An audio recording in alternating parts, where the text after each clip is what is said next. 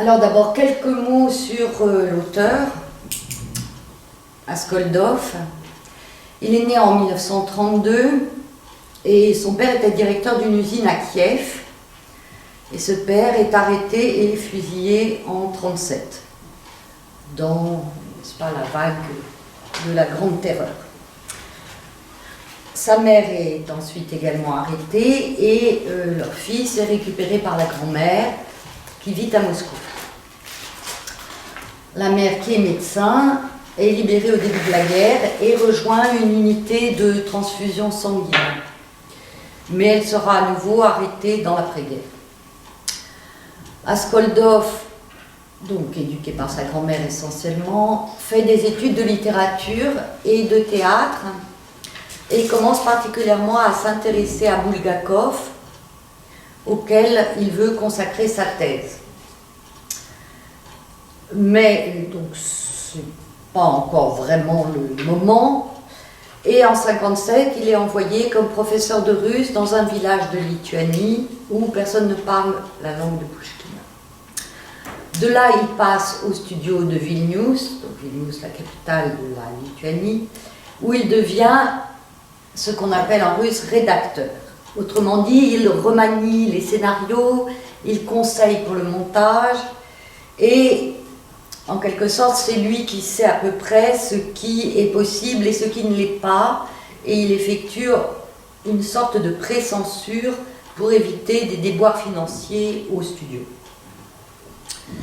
Mais arrivent les années 60 avec leur vent de libéralisation, et Askoldov repasse au théâtre, et il va devenir un des conseillers de la ministre de la Culture de Khrouchtchev qui s'appelle Furtseva. Ça ne dure pas parce qu'il défend des spectacles que l'appareil du ministère veut faire interdire. Et notamment un spectacle de Roland Bykov qui joue le rôle principal de Magazanik dans son film donc, quelques années plus tard. Il est licencié, il repasse au cinéma.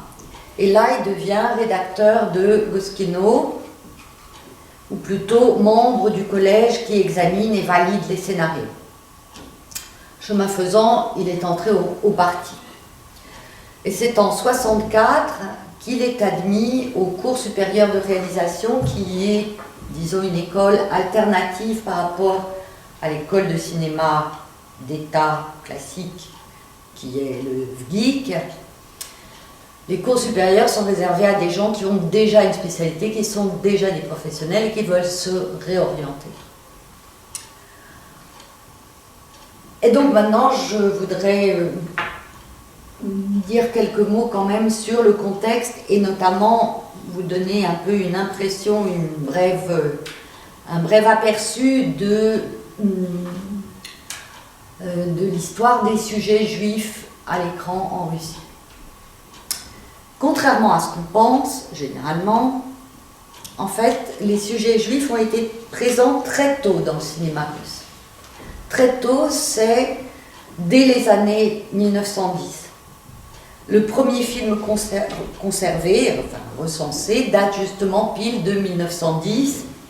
Il s'appelle El Chaim, à la vie, et il est tourné par André Maître, un réalisateur français donc, et Kai Hansen. Il est réalisé par la filiale russe de la maison Pathé et connaît une diffusion extrêmement large dans l'Empire. Non seulement auprès des publics concernés, mais bien au-delà.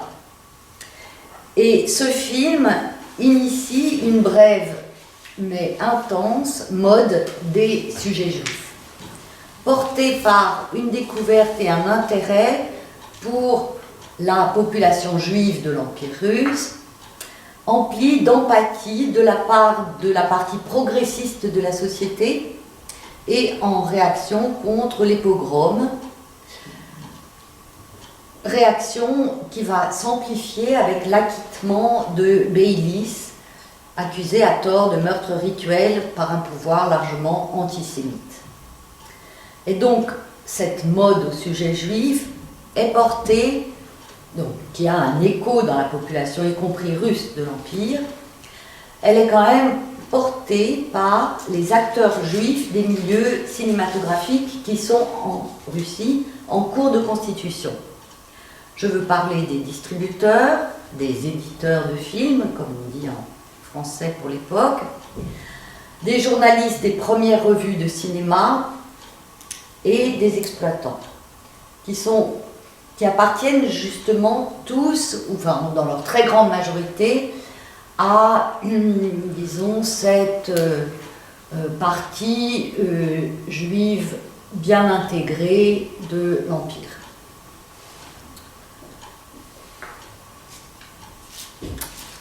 Et donc cette phase et cette mode au sujet juif qui, pour une petite production encore débutante, fait quand même plus d'une dizaine de films par an, cette phase va donc prendre fin avec l'entrée en guerre. En 1914 donc, qui entraîne la disparition de certains studios qui produisaient ce genre de films et qui étaient situés dans la partie occidentale de l'Empire, et aussi et surtout par un regain de l'antisémitisme. Les Juifs, dont le yiddish montre qu'ils maîtrisent l'allemand, sont désignés comme de potentiels traîtres à la patrie. Donc, disparition de ces sujets juifs à l'écran. Après la Révolution, la guerre civile voit cette vague antisémite s'amplifier. Si bien que le nouveau pouvoir bolchevique tente d'y mettre un frein en commanditant plusieurs courts films de propagande, disons, montrant explicitement les Juifs comme des victimes du régime tsariste et de fiers combattants loyaux et révolutionnaires. Mais donc ça concerne des films réalisés entre 1919 et 1921, et de nouveau, disons, les Juifs disparaissent des écrans. Dans les années 20, donc hormis le très célèbre Bonheur juif, Еврейское счастье, de Alexei Granovsky, réalisé et sorti en 1925, qui est une ode au mythe folklorique du shtetl et inspiré par les récits de Sholom Aleichem. C'est surtout dans la deuxième partie des années 20 que sont à nouveau tournés toute une série de films à message plus politique et là aussi réalisés afin de contrer une nouvelle poussée de l'antisémitisme dans la société soviétique. La plupart des histoires que narrent ces films de la fin des années 20, tout début des années 30, sont situés avant la Révolution. Et ils montrent des héros juifs en valeureux révolutionnaires ou parfois aussi en simples citoyens victimes des exactions commises par les sangs noirs, ces milices instrumentalisées par le régime tsariste, ou simplement freinés dans leur ascension sociale par des lois restrictives qui heureusement ont été supprimées par la Révolution. Population juive qui est donc désormais bien intégrée.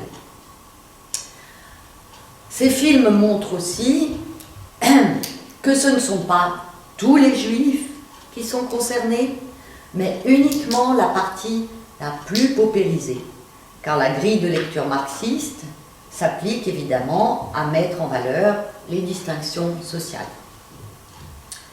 Peu à peu, toutefois, cette image du juif pauvre, habitant de la zone de résidence avec ses traditions et son mode de vie, s'efface pour être remplacée par le nouveau juif soviétique, parfaitement assimilé et que rien ne distingue plus du russe. Les quelques films montrant la violence antisémite qui se déchaînent par exemple en Allemagne, à partir de 1933 donc, gomment totalement les spécificités de certaines communautés juives d'Europe de l'Est. Ces héros juifs n'ont évidemment aucun accent, ce sont des musiciens, des médecins, des intellectuels, des ingénieurs, jouissant d'une bonne renommée auprès de leurs concitoyens. Ce sont des bourgeois, de bons citoyens, et la violence qui s'abat sur eux est montrée comme totalement arbitraire. Il s'agit là d'un groupe de, disons, 4-5 films tournés, et 2 particulièrement, tournés vraiment à la veille de la guerre, en 1938 et 1939, qui vont d'ailleurs être interdits à partir de la signature du pacte Molotov-Ribbentrop. Alors, durant la guerre, la spécificité antisémite de l'idéologie du Troisième Reich trouve très peu sa place sur les écrans soviétiques. Elle est même assez systématiquement effacée, du moins dans les films documentaires et des films d'actualité qui sont diffusés à l'attention des publics soviétiques. Ce n'est pas le cas lorsque ces mêmes films sont diffusés pour l'étranger. Ce n'est pas non plus le cas d'autres supports, et notamment de la presse. Mais disons que quand on filme les victimes des exactions commises sur le territoire soviétique occupé, on s'emploie à couper toute image qui pourrait faire penser que ces victimes sont explicitement juives. On supprime par exemple les images où on peut voir une étoile de David cousue sur un vêtement, ou bien enfin, ce genre de choses, vous voyez.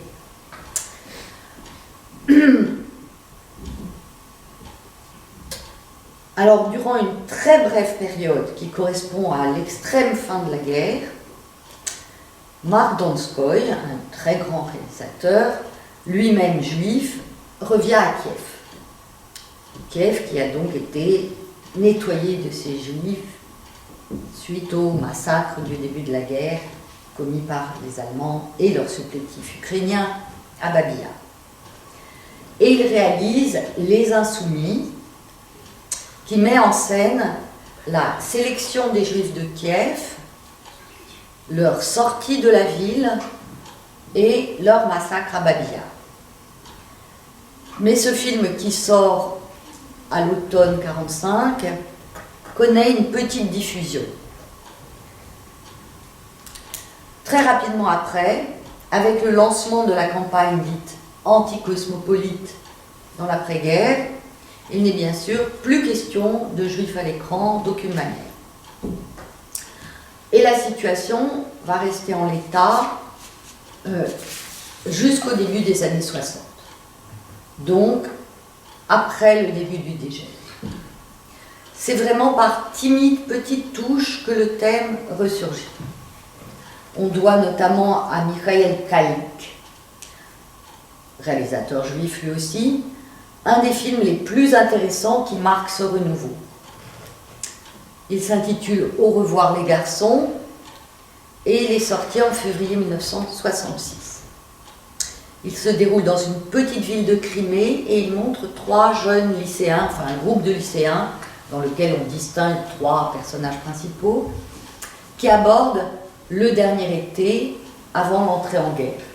Ils ont fini l'école et ça va être l'entrée en guerre, évidemment ils ne le savent pas. Et l'un des 3 est présenté explicitement comme juif. S'il ne se distingue en rien de ses camarades, quelques plans qui montrent sa famille sont là, au contraire, assez caractéristiques et un peu, disons, chargés. Les parents sont des juifs de province assez traditionnels. Et c'est seulement à la fin du film que le spectateur sera libre d'imaginer, par quelques inserts d'images documentaires filmées à Auschwitz, ce qui va arriver à ses parents. Et alors qu'on sait que Sacha, donc leur fils, va entrer à l'académie de médecine militaire et donc a sans doute fait la guerre comme médecin, un carton nous apprend de manière extrêmement laconique simplement qu'il a été réhabilité en 1956. Allusion qui aujourd'hui est complexe pour le spectateur, n'est-ce pas, surtout le spectateur non baignée dans l'histoire russe et soviétique, mais transparente évidemment pour le spectateur de l'époque. Allusion au complot des blouses blanches, dernière grande campagne antisémite sous Staline. Autrement dit, c'est dire si les sujets juifs ne peuvent être évoqués que de manière quasiment subliminale au moment où Askoldov entreprend son propre film. Alors maintenant, on va parler directement de la commissaire. Et donc, c'est l'héritage cinématographique et le contexte dans lequel il convient de voir et de lire et de comprendre ce film. C'est seulement comme ça qu'on peut apprécier la radicalité des choix de son auteur, qui réalise pourtant là son film de diplôme des cours supérieurs de réalisation. Cette radicalité, elle se situe à 3 niveaux. Tout d'abord, Askoldov déroge aux règles de l'adaptation. Il se sert de Grossman pour raconter en fait tout à fait autre chose. Deuxièmement, il donne une vision des Juifs et de l'histoire des Juifs soviétiques très dérangeante pour la lecture officielle. Petit 3, il donne une vision de la Révolution et de la guerre civile encore plus dérangeante, l'un et l'autre à la lumière des événements ultérieurs. C'est une lecture ouvertement téléologique, autrement dit, voilà où tout ça nous a menés. C'est ça que montre Askoldov. Mais donc, j'en reviens, c'est d'abord donc le choix d'un auteur. L'auteur, c'est Vassili Grossman, et d'une nouvelle qui s'intitule « Dans la ville de Berdichev » et qui a été publiée en 1934. Cette nouvelle traite ouvertement du sort des Juifs durant la guerre civile et des pogroms. Thème qui, quand Askoldov entreprend son propre film, est encore tabou, comme je l'ai dit, dans l'espace public. De plus, Askoldov ne le sait pas au moment où il fait le choix de cette œuvre, mais l'auteur, Vassili Grossman, est en butte à de graves ennuis avec la censure. Son roman, Vie et Destin, vient d'être interdit de publication et saisi à la rédaction de la revue Znamia.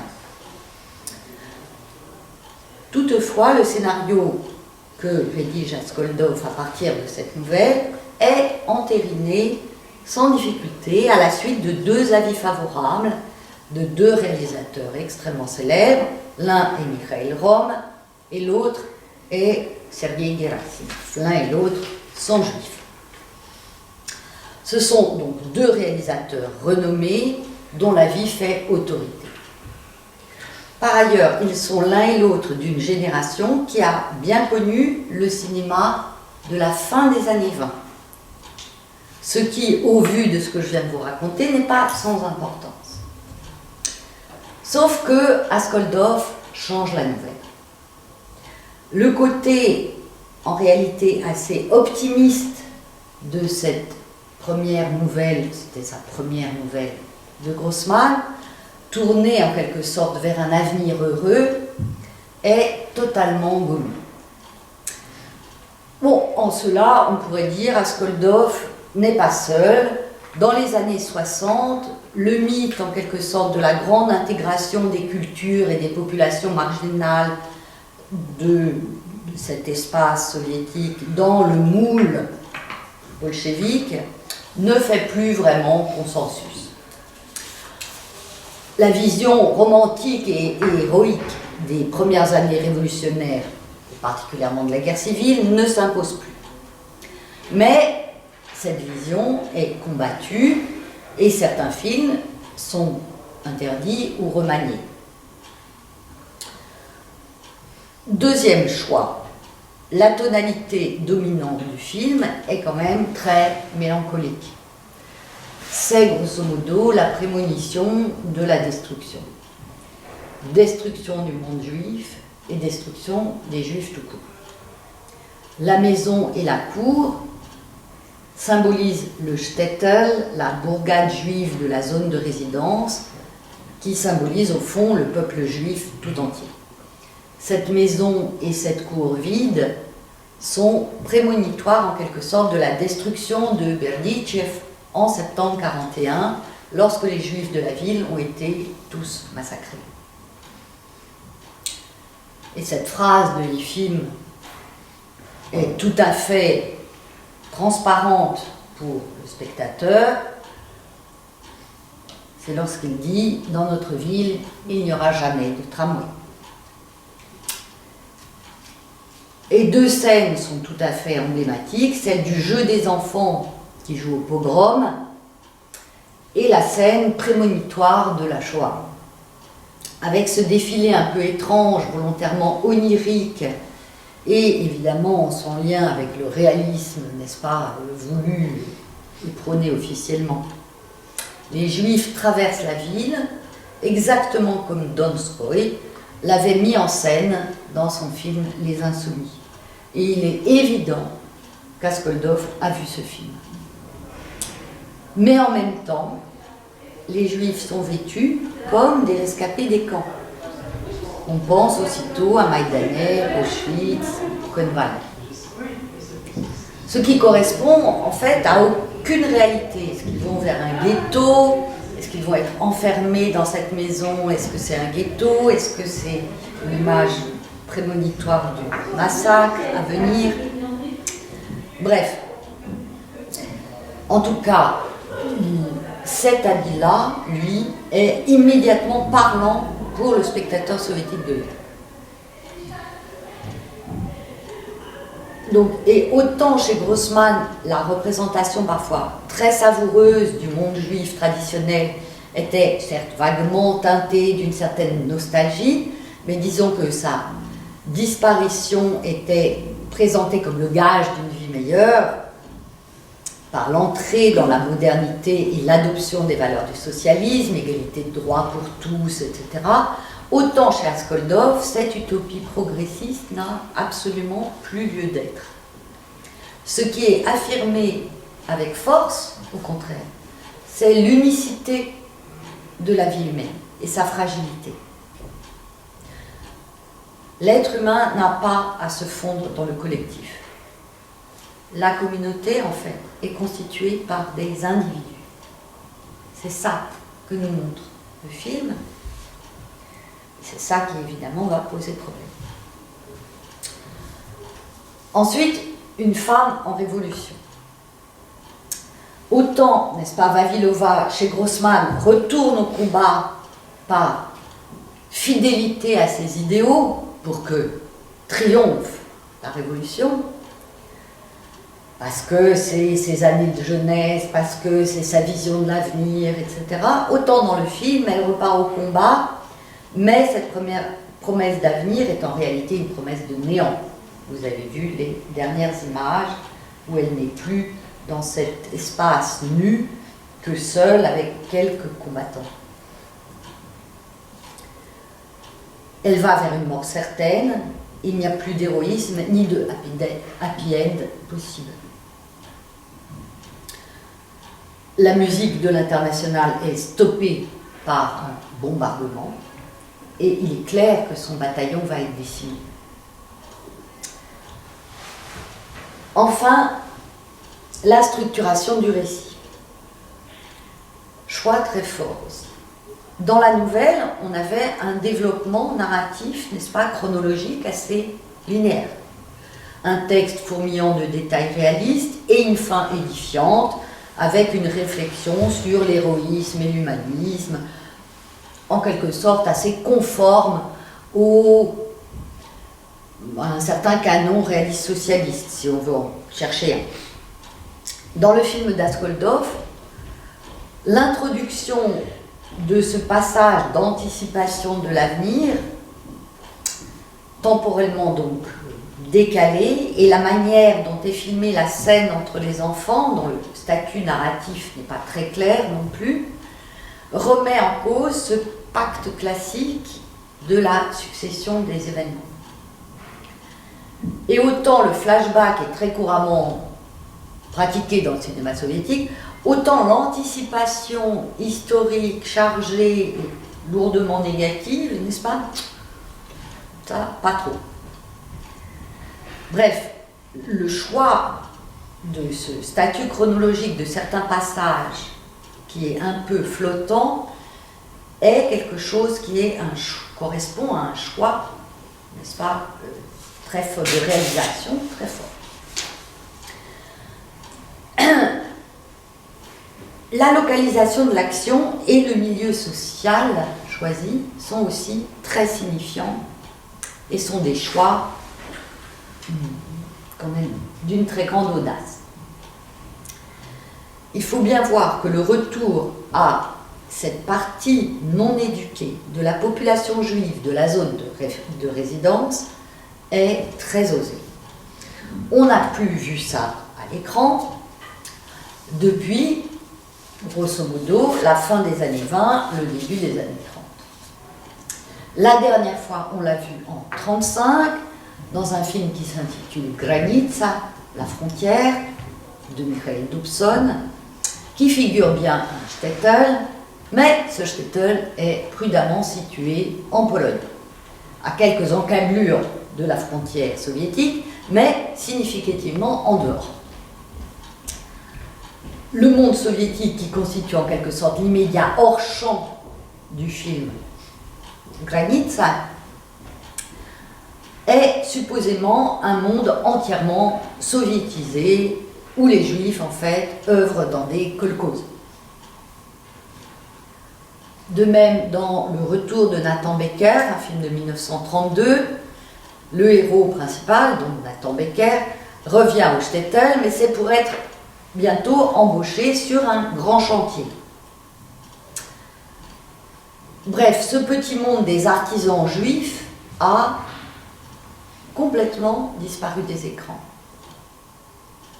Et dans la suite, comme je l'ai dit, les juifs qui sont montrés sont intégrés, éduqués, politiquement conscients et souvent, le plus souvent, des intellectuels des grandes villes. Ce n'est pas le choix que fait Ascoldov. De même, l'action se passe à nouveau dans la zone de résidence, aux marges de l'Empire. Donc, pour retrouver cette intonation et ce milieu, Ascoldov cherche. Et il cherche d'abord des musiques juives. Il s'adresse à la phonothèque du studio, il ne trouve rien. Il cherche dans les archives de la radio, on n'a rien conservé.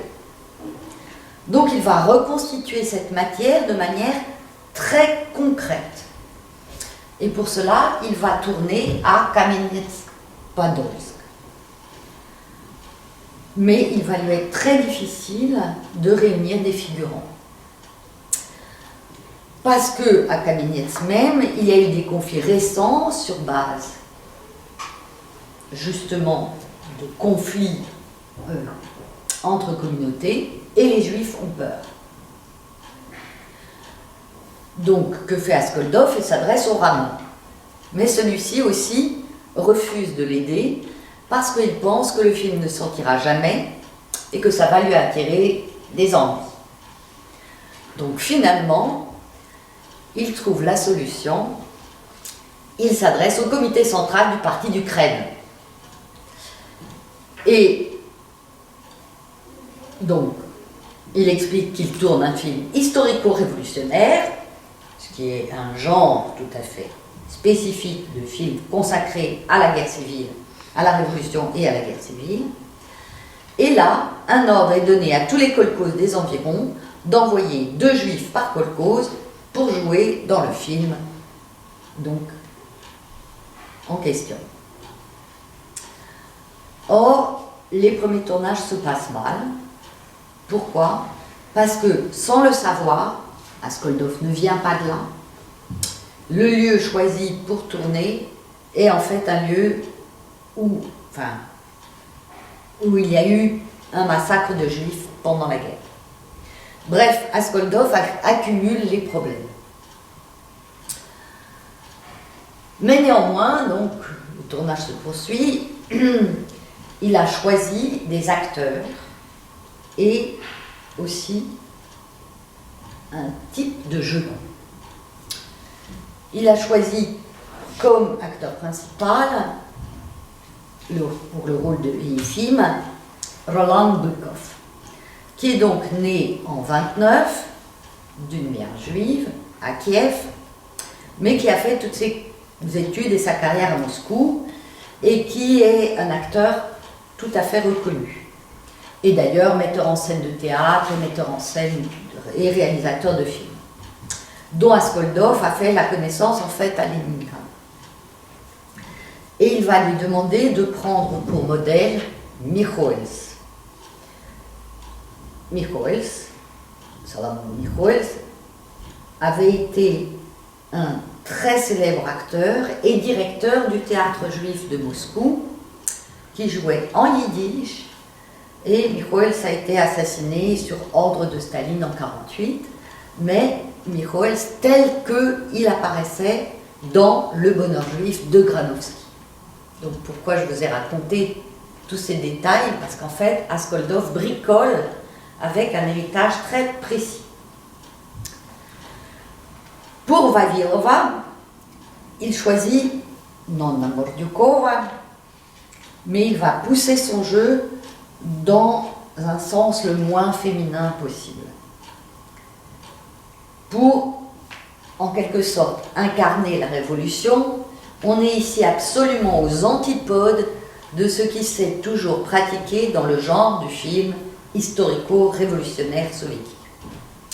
Qu'un combattant de la guerre civile soit une femme, ça s'est déjà rencontré dans le cinéma soviétique. Qu'elle soit commissaire, non, mais surtout avec ce gabarit, avec ces traits, avec cette gestuelle, n'est-ce pas, brute de décoffrage, c'est carrément choquant. Donc il y a là, à tout un tas de niveaux, comme vous le voyez, des partis pris très forts, et consciemment, n'est-ce pas, Askoldov se situe dans une distance par rapport à la norme. Au-delà, n'est-ce pas, de ce qui est acceptable, connu et admis. À cela encore, on ajoutera quelques détails, les allusions transparentes à l'œuvre de Babel et à sa cavalerie rouge. Œuvre qui d'ailleurs avait évidemment inspiré déjà Grossman. Ainsi, Kirill, le personnage du père de l'enfant, porte le nom et les lunettes du personnage central et narrateur témoin des événements narrés dans Konarnia, Cavalerie rouge. Le style d'Askoldov, à la fois très fort et vraiment ancré dans une matérialité concrète du monde représenté, tout en travaillant à un niveau métaphorique et symbolique. C'est aussi beaucoup plus proche de Babel que de Grossman.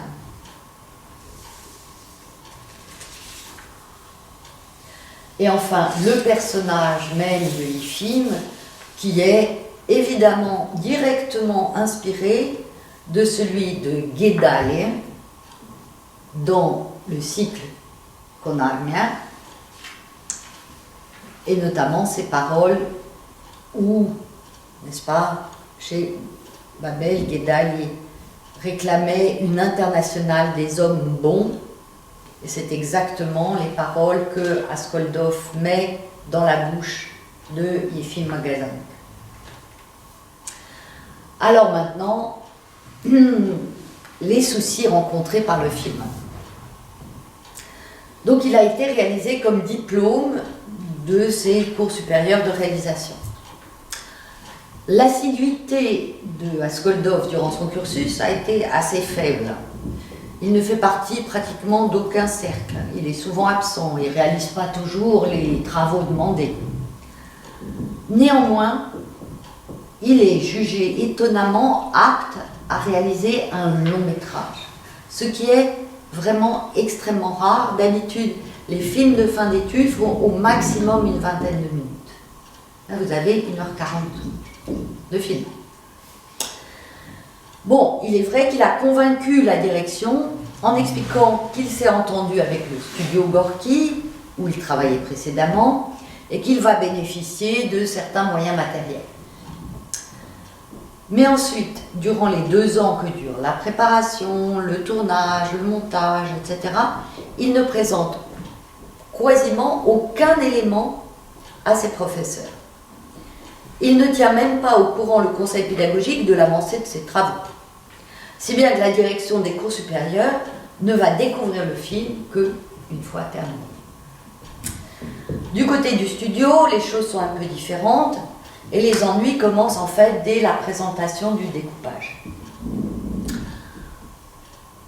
La tonalité générale est jugée trop sombre et surtout la vision de l'Armée rouge n'est pas très flatteuse, pas assez héroïque, ce qui est problématique pour un film dont la sortie doit coïncider avec le 50e anniversaire de la Révolution. Alors, Askoldov comprend les reproches qui lui sont formulés et il s'engage à rectifier le tir. Les rushs visionnés en janvier 67 attirent l'attention sur un autre point qui est cette fois lié à la thématique juive. Askoldov en fait s'interroge encore sur la place de cette séquence prémonitoire qu'il appelle le défilé des condamnés et sur son sens.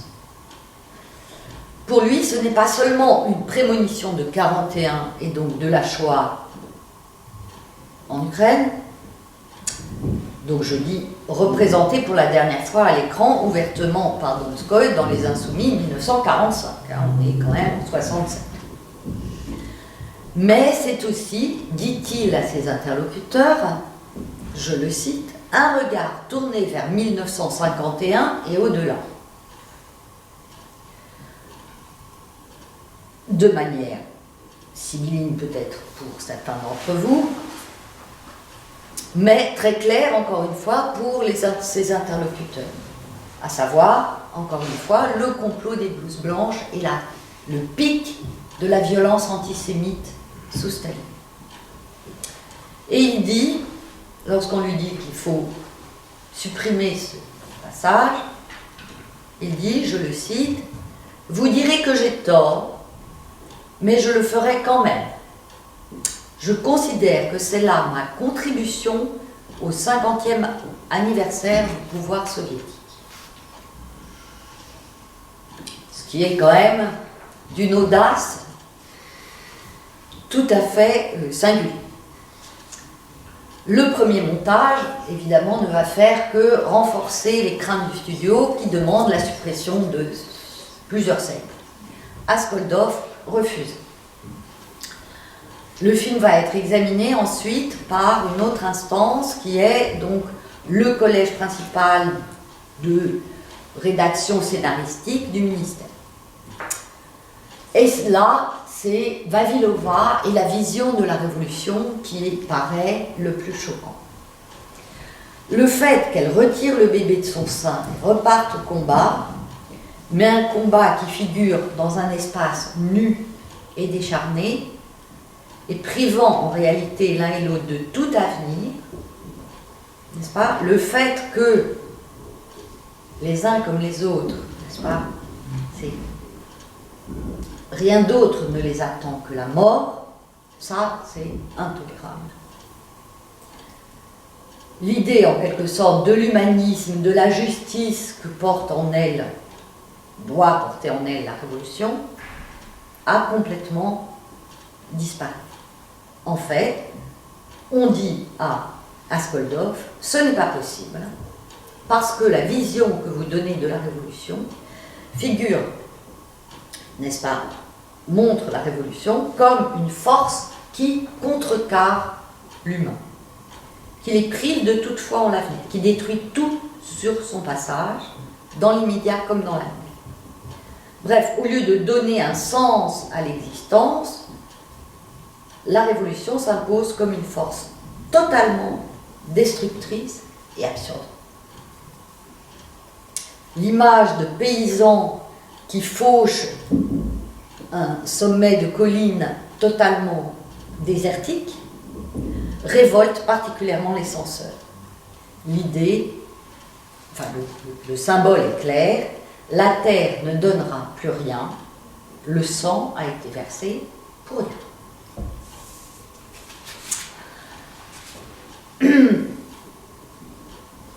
Et à cela s'ajoute le fait que la seule parole sensée du film est portée justement par Magazanik. C'est lui qui porte le message du film, et non pas Vavilova, dont les quelques paroles apparaissent abstraites, les mots appris, les slogans vides. Or, le message de Ferblantier est celui d'un humanisme tout simple et tout à fait étranger aux valeurs bolcheviques.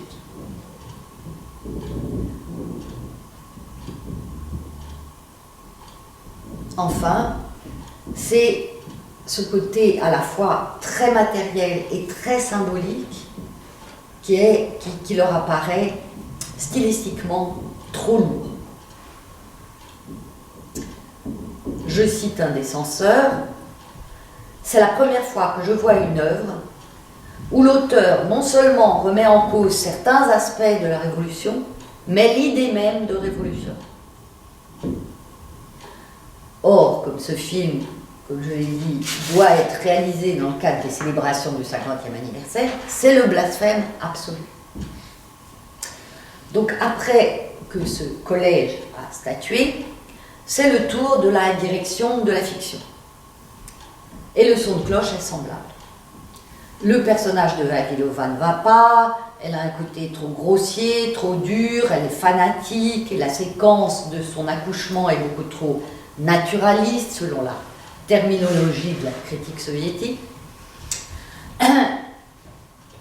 Tout ça est opposé au côté très humain de la famille qui l'accueille. Et alors que dans la nouvelle, Vavilova connaît un moment de doute, finalement se décide à repartir, mais c'est aussi pour défendre son enfant, n'est-ce pas, et cette famille contre les forces du mal. Les forces du mal que sont, n'est-ce pas, les forces contre-révolutionnaires des Blancs, des Atamans, etc. Ici, le sens de son choix et le moment de la réflexion qui précède sont complètement éludés. Et enfin, évidemment, c'est le personnage joué par Brikov qui pose problème.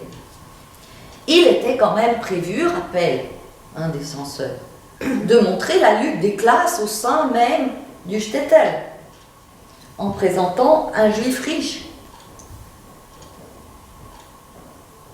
On ne l'a plus que dans un tout petit moment, si vous vous souvenez, quand on lui amène Vavilova. Magazanik il dit, mais pourquoi moi qui suis le plus pauvre, etc. Regardez, il y en a un millionnaire là, au village, Ashkenazi, pourquoi vous, c'est pas chez elle que vous parquez votre commissaire. Or, donc, toute la scène qui devait figurer cette espèce de, n'est-ce pas, échelle sociale et conflits sociaux au sein même de la communauté juive, tout ça a été supprimé par Askoldov qui a tourné ces scènes, mais les a pas montées. Bref, la direction de la fiction demande évidemment au studio lui-même d'apporter des corrections. Finalement, le 12 septembre 1967, une réunion se tient à la direction des directions, bref, au Goskino. Pourquoi ? Parce que Askoldov refuse tout remaniement et le studio demande au ministère de choisir. Soit Askoldov est écarté et le studio reprend la main sur le film et conduit son remaniement à sa guise, soit Askoldov peut rester l'auteur et ce film sera considéré comme son diplôme de fin d'études, mais le studio le remaniera à sa guise quand même. Donc à nouveau, une nouvelle réunion est convoquée le 29 décembre 1967, et là, certains auteurs, écrivains et réalisateurs vont prendre ouvertement la défense de Askoldov. C'est notamment le cas de Konstantin Simonov et de Sergei Gerasimov. Pour eux, ce film prouve une seule chose, c'est le talent immense de son auteur. Or, le talent, c'est pas si fréquent, disent-ils. Il est donc essentiel de préserver la carrière ultérieure d'Askoldov, qui certes a commis un film un peu erroné, mais mieux vaut un film erroné et talentueux qu'un film dans la ligne et sans talent.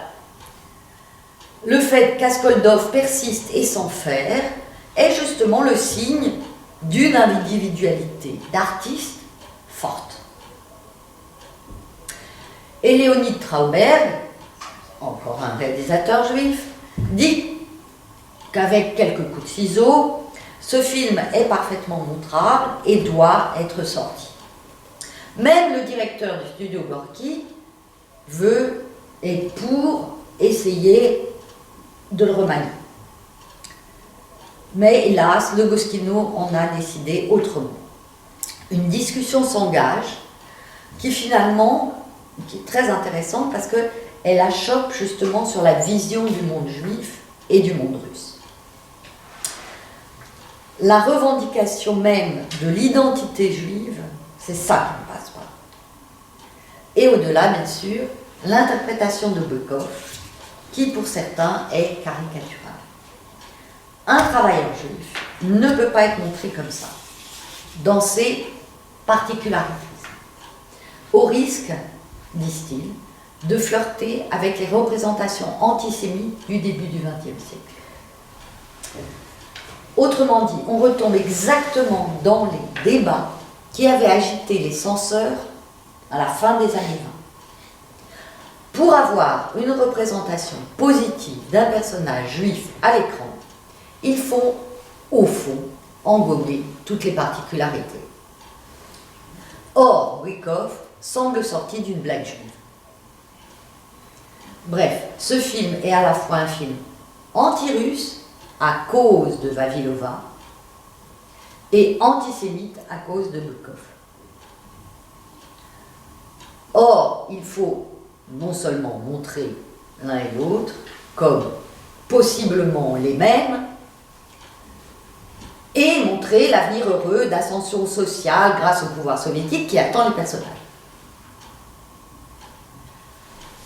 Donc à la limite, selon le ministre Romanov, il faut non seulement couper des scènes entières, mais réenregistrer les dialogues pour supprimer l'accent, la manière de parler de Bykov, etc.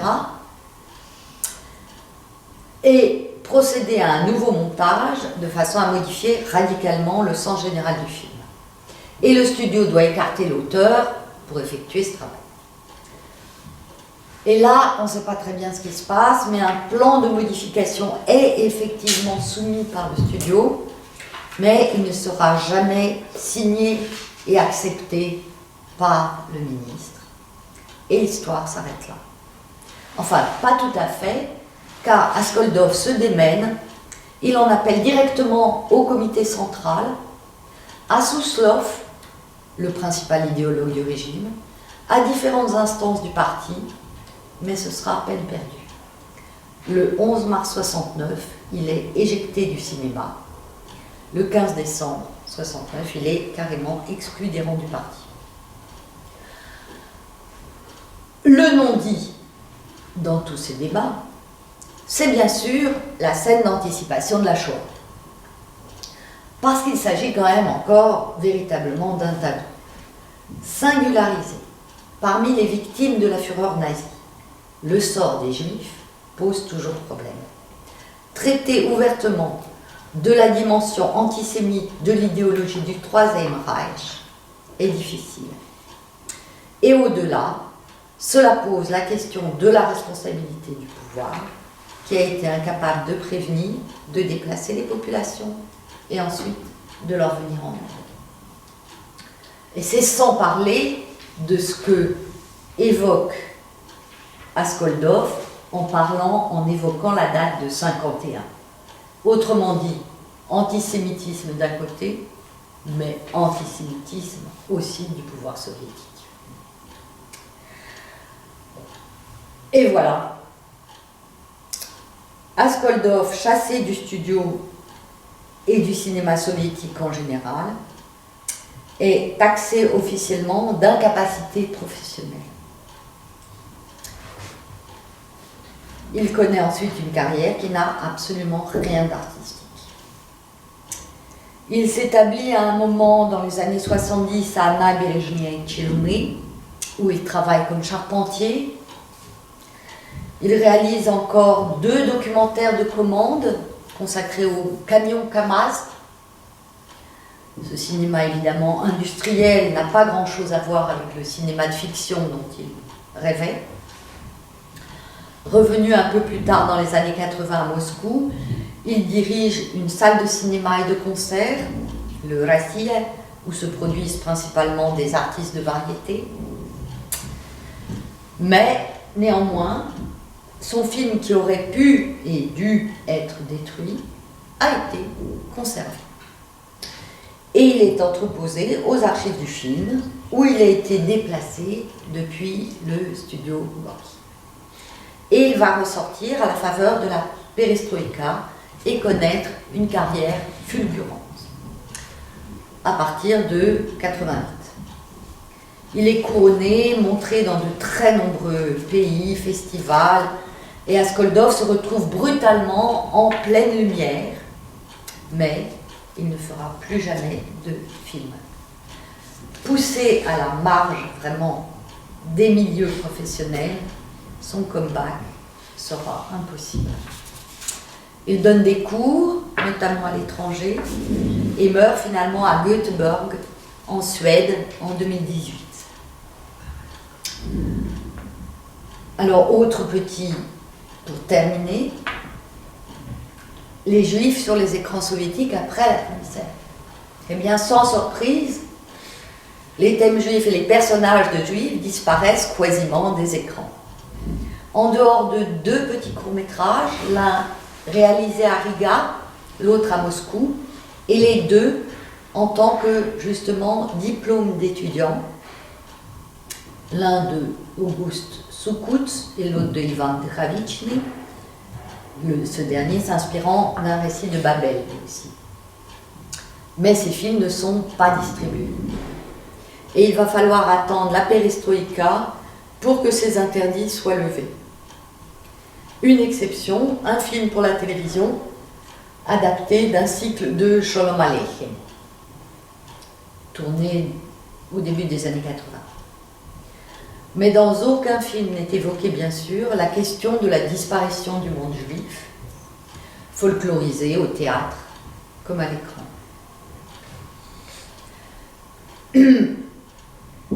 Et évidemment, il ne sera pas question de la destruction physique des Juifs d'Europe orientale. C'est d'ailleurs curieusement cette vision optimiste et mythologique du monde juif d'autrefois qui va dominer une fois les interdits levés, avec une dominante de comédie exploitant le folklore odessite par exemple, et une part de la littérature de langue yiddish qui fait la part belle aux personnages hauts en couleur, avec un accent très marqué, etc. Mais sans cette tonalité tragique qui fait toute la singularité du film Askoldov. Je vous remercie.